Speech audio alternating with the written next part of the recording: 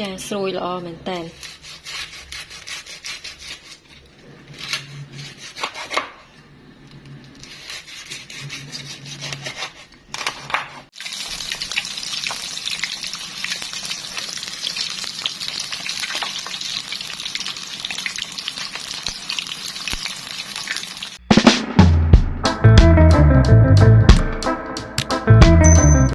ចាអញ្ចឹងជាដំបូងគឺនេះខ្ញុំចាប់ផ្ដើមផ្លែយកឆ្អឹងនេះសិននេះខ្ញុំមានជើងជ្រូកនេះចំនួន1បងប្អូនយកខាងផ្នែកភ្លៅចា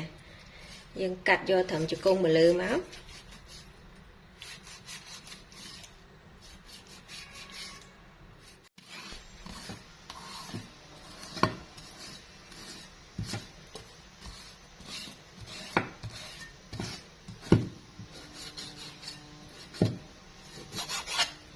ចារៀបរាល់ហើយសម្រាប់ឆ្អឹងនេះបងប្អូនទុកស្ងោរស៊ុបទៅចានេះបន្តមកទៀតនេះខ្ញុំចាប់ផ្ដើមលាយគ្រឿងដើម្បីបន្លាចាបន្តមកទៀតបងប្អូនដាក់កូនចានមួយមកចាបន្តមកនេះខ្ញុំដាក់ម្សៅស៊ុប1ស្លាបព្រាកាហ្វេស្ករ1ស្លាបព្រាកាហ្វេប៊ីចេងចុងស្លាបព្រាកាហ្វេអំបិលកន្លះស្លាបព្រាកាហ្វេចាបន្ទាប់មកយើងធ្វើការលាយឲ្យសមណាបងប្អូនចាអញ្ចឹងបន្ទាប់ពីនាងខ្ញុំលាយសពហើយបន្ទាប់មកបងប្អូនយកជើងជ្រូកដែលយើងភ្លះមិញហ្នឹងចាបន្ទាប់មកទៀតនេះខ្ញុំចាប់ផ្ដើម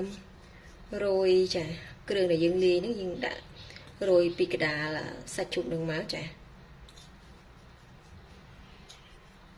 ហើយគ្រឿងហ្នឹងគឺយើងដាក់អត់អស់ហើយណាចាបន្តមកទៀតនេះខ្ញុំចាប់ផ្ដើម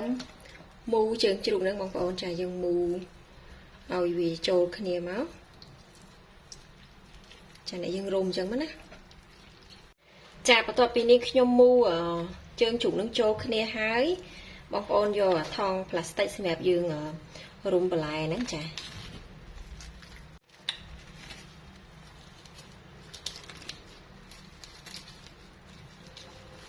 ចាយើងរុំឲ្យណែនណាបងប្អូនចា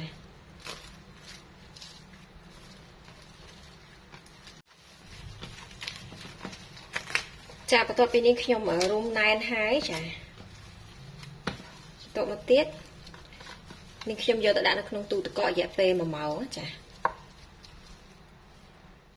ចាសួស្តីបងប្អូនចានេះ1ម៉ោងក្រោយគឺវានៅរៀងទន់ណាចាអញ្ចឹងបន្ទាប់មកទៀតនេះខ្ញុំចាប់ផ្ដើមកាត់ថង់ចេញដើម្បីរុំខ្សែអំបោះចា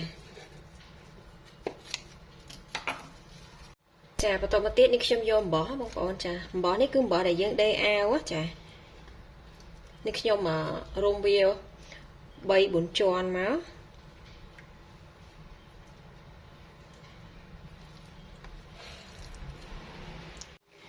ចាអញ្ចឹងនេះខ្ញុំបានចងខ្សែរួចទេបងប្អូនតែអត់សូវស្អាតទេចាបន្តមកទៀតយើងយកទៅដាក់ស្ងោរចាបន្តមកទៀតបងប្អូនដាក់ដាំទឹកចាហើយនេះខ្ញុំមានគល់ស្លឹកគ្រៃរំដេងស្លឹកវិស័យខ្ទឹមសបន្តមកទៀតនេះខ្ញុំដាក់ភ្លើងចាបន្តមកទៀតនេះខ្ញុំដាក់អំបិលនេះកន្លះស្លាបព្រាបាយរួចហើយនេះខ្ញុំដាក់ជើងជ្រូកដែលយើងចងមួយនឹងចូលចាយើងស្ងោររយៈពេល1ម៉ោងចា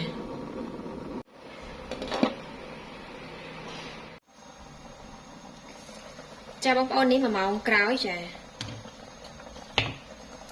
អញ្ចឹងសាច់ជ្រូករបស់យើងឆ្អិនហើយចាបន្តមកទៀតនេះខ្ញុំបិទភ្លើងរួចហើយនេះខ្ញុំស្រង់ចេញមកចា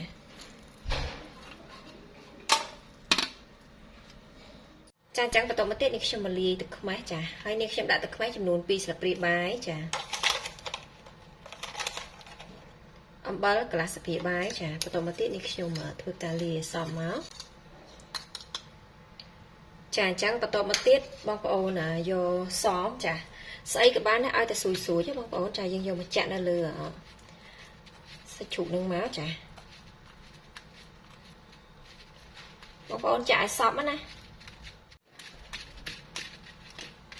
ចាអញ្ចឹងខ្ញុំចាក់សព្វហើយចាបន្តមកទៀតបងប្អូន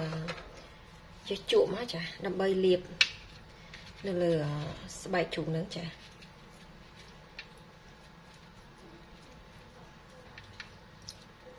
ចាយើងចាក់អស់ហ្មងបងប្អូន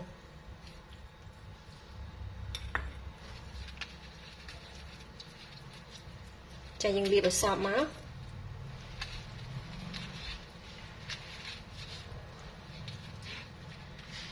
ចាអញ្ចឹងសពហើយបន្តមកទៀតនេះខ្ញុំយកទៅដាក់ហាល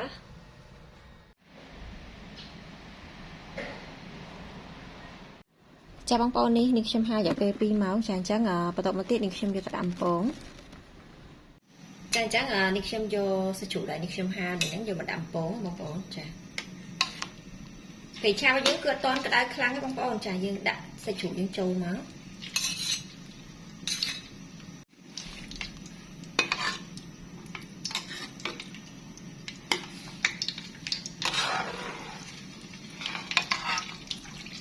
ពេលបងប្អូនអំពងនេះយើងដួស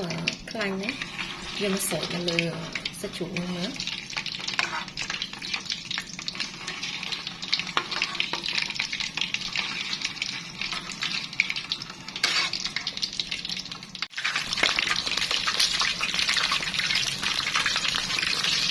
ចាទៅពេលបងប្អូនបំពងបងប្អូនត្រូវដួសខ្លាញ់ហ្នឹងយើងមកស្រោចនៅលើស្បែកជ្រូកហ្នឹងចាដើម្បីឲ្យវាកន្លាងស្មើគ្នាន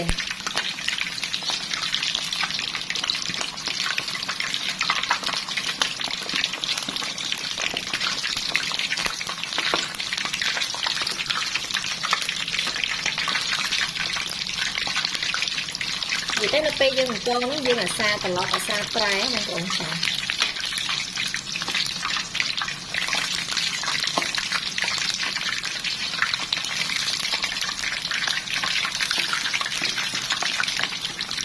អញ្ចឹងនេះខ្ញុំបិទភ្លើងរួចហើយនេះខ្ញុំស្រង់ចេញម្ដងទៅណាសម្រាប់សាច់ជ្រូកនេះគឺយើងបំពង2ដងបងប្អូនចាអញ្ចឹងយើងស្រង់ទុកឲ្យត្រជាក់សិនចាំយើងបំពងម្ដងទៀតចាអញ្ចឹងបងប្អូនបើកភ្លើងឲ្យក្តៅប្រេងឆាមកបន្ទាប់មកទៀតយើងដាក់សាច់ជ្រូកដែលនេះខ្ញុំទុកឲ្យត្រជាក់នឹងចូលចា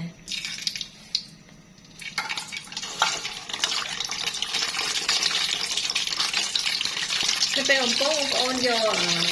វែកខានេះដួសខ្លាញ់នេះដាក់នៅលើស្បែកជ្រូកយើងណា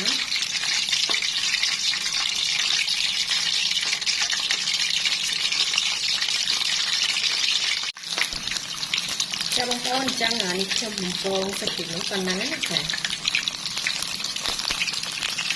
ចាបន្ទាប់មកនេះខ្ញុំបិទភ្លើងឬថាខ្ញុំស្រង់ចេញចានេះគឺក្រៀមល្អបងប្អូនចា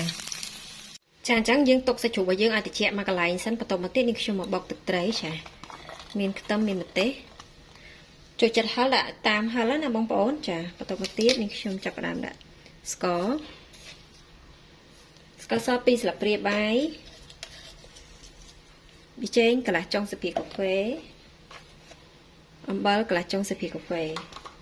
ចាបន្ទាប់មកទៀតនេះខ្ញុំធ្វើការបុកឲ្យម៉ត់សិន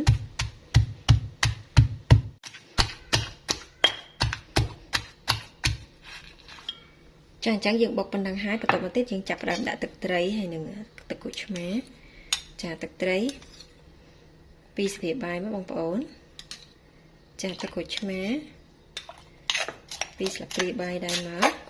សម្រាប់រសជាតិនេះបងប្អូនភ្លក់តាមចំណង់ចំណូលចិត្តណា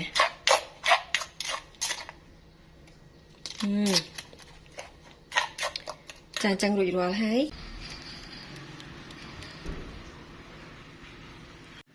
ចាបងប្អូនឥឡូវនេះត្រជាក់ហើយបន្ទាប់មកនេះខ្ញុំចាប់ផ្ដើមកាត់ខ្សែចេញ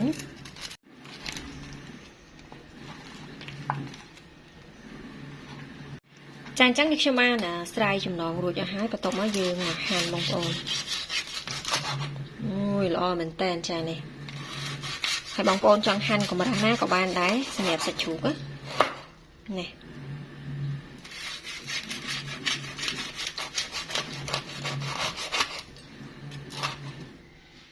ចាបងប្អូនអញ្ចឹងឥឡូវនេះគឺរួចរាល់ហើយចានេះហើយនេះគឺជាទឹកជ្រលក់របស់យើងចាអញ្ចឹងសម្រាប់វីដេអូធ្វើជើងជ្រូកបំពងញ៉ាំជាមួយនឹងទឹកត្រីបុកហើយនេះខ្ញុំមានផ្ទាប់ជាមួយនឹងបាញ់ហយនំបញ្ចុកនេះខ្ញុំអត់បានធ្វើទឹកខ្លាញ់ស្រោចទេដោយសារចង់ញ៉ាំពេកបងប្អូនចាហើយមានបន្លែរបស់យើងសាឡាត់ត្រសក់ការ៉ុតចាអញ្ចឹងឥឡូវមកភ្លក់ជាមួយនាងខ្ញុំបងប្អូនចាអញ្ចឹងនេះខ្ញុំយកខាងផ្នែកស្បែកយកមកញ៉ាំចានេះចាយើងផ្ទាប់ជាមួយនំបញ្ចុក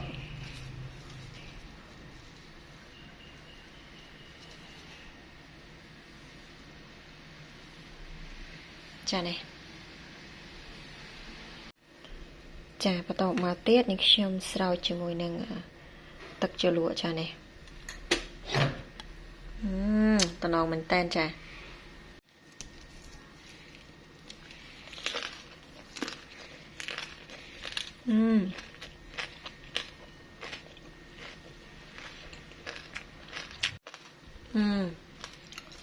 ះទៅគឺស្រួយឆ្ងាញ់ហ្មងបងប្អូនចាអញ្ចឹងសម្រាប់វីដេអូធ្វើជើងជ្រូកបំពងស្រួយញ៉ាំជាមួយនំបញ្ចុកបាញ់ហយនឹងគឺមានតែប៉ុណ្្នឹងទេចាអរគុណជំរាបលាបាយបា